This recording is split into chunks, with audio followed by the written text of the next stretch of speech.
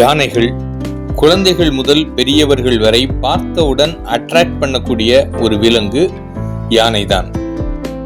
உலகத்துல லட்சக்கணக்கில் யானைகள் இருந்தாலும் அவைகளை ஆசிய யானைகள், ஆப்பிரிக்க யானைகள்னு ரெண்டே வகையில பிரிச்சிடுறாங்க.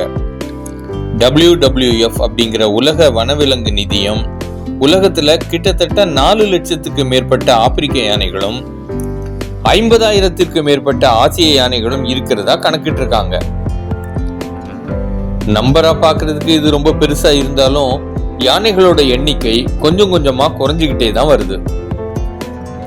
வேட்டையாடுதல், காடுகள் அழிக்கப்பட்டு விளைநிலங்களாகவும் குடியிருப்புகளாகவும் மாற்றப்படுதல், யானை வழித்தடங்களில் கட்டடங்கள் கட்டுதல், இப்படி பல காரணங்களால யானைகளோட எண்ணிக்கை குறைஞ்சுக்கிட்டே வருது.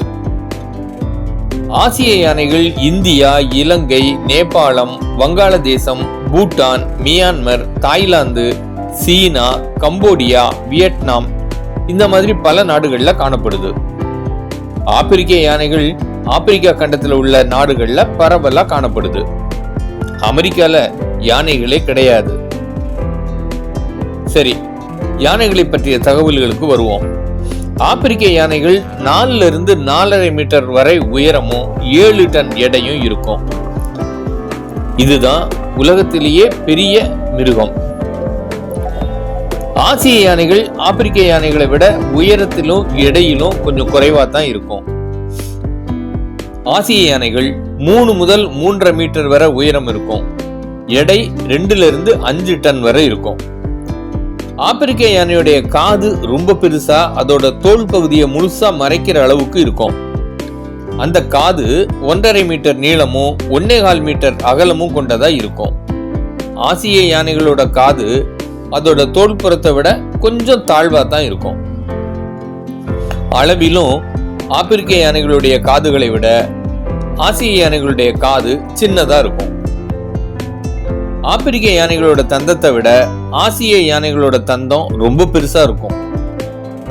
ஆப்பிரிக்க யானைகள்ல ஆண், பெண் 2 யானைகளுக்குமே தந்தம் இருக்கும். ஆனா ஆசிய யானைகள்ல ஆண் யானைக்கு மட்டும்தான் தந்தம் இருக்கும். ஆசிய யானைகள்ல பெண் யானைகளுக்கு தந்தம் இருக்காது. ஒருவேளை இருந்தாலும் அது வளர்ச்சி இல்லாம குறுகி போய் இருக்கும்.